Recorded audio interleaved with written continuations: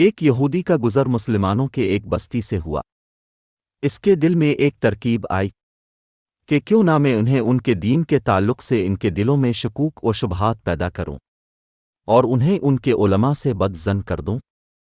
بستی میں داخل ہونے سے پہلے ہی ایک چرواہے سے ملاقات ہوئی۔ یہودی نے سوچا کہ کیوں نہ اسی جاہل سے اس کی ابتدا کی جائے اور اس چرواہے کے دل و دماغ میں اسلام کے خلاف شکوک و شبہات پیدا کیا جائے۔ یہودی نے اس چرواہے سے ملاقات کی اور کہا کہ میں ایک مسلمان مسافر ہوں۔ باتوں ہی باتوں میں یہودی کہنے لگا کہ ہم مسلمان قرآن مجید کو یاد کرنے کے لیے کتنی مشقت اٹھاتے ہیں، جبکہ یہ قرآن 30 اجزاء پر مشتمل ہے، لیکن قرآن میں بے شمار آیات متشابہ ہیں جو ایک جیسی ہی ہیں۔ بار بار دہرانے کی کیا ضرورت ہے؟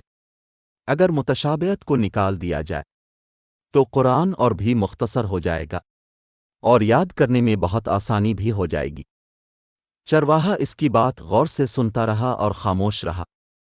جب یہودی کی بات مکمل ہوئی تو چرواہے نے کہا کہ واہ، تمہارا خیال تو بہت اچھا ہے۔ یہودی دل ہی دل میں بہت خوش ہوا کہ یہ چرواہا میرے جال میں آ گیا ہے۔ پھر اچانک چرواہے نے کہا کہ میرا ایک سوال ہے۔ یہودی نے کہا پوچھئے تو صحیح، تم چاہتے ہو کہ قرآن میں جو متشابہت تکرار ہے اس کو نکال دینا چاہیے؟ ہاں بالکل، میرا یہی خیال ہے کہ جو آیت ایک مرتبہ سے زیادہ ہو اس کو قرآن سے خارج کر دیا جائے تو قرآن مختصر ہو جائے گا اور یاد کرنے میں آسانی بھی ہوگی۔ چرواہے نے کہا مجھے ایسا لگتا ہے کہ تمہارے بدن پر بھی بعض اعضاء ایک سے زیادہ ہیں جو تکرار پیدا کر رہے ہیں جس کا کوئی فائدہ نہیں ہے۔ کیوں نہ تمہارے 2 ہاتھوں میں سے ایک ہاتھ کو کاٹ دیا جائے، 2 پیروں میں سے ایک پیر ہی رکھا جائے، اس لیے کہ یہ تکرار ہے۔ 2 آنکھوں کی کیا ضرورت ہے؟ کام تو ایک آنکھ سے بھی پورا ہو سکتا ہے۔ کیوں نہ تمہاری ایک آنکھ بھی نکال دی جائے؟ 2 کان اور 2 گردوں کی کیا ضرورت ہے؟ اس میں بھی تکرار ہے۔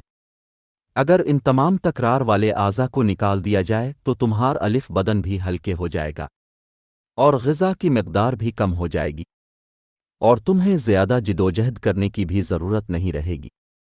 کیا خیال ہے؟ یہودی اپنا سیاہ منہ لے کر فوراً اٹھ کھڑا ہوا اور اپنی رالی زندگی بھر یہی سوچتا رہا کہ جب مسلمانوں کے چرواہے کی یہ فکر ہے تو ان کے علماء کے افکار کیسے ہوں گے۔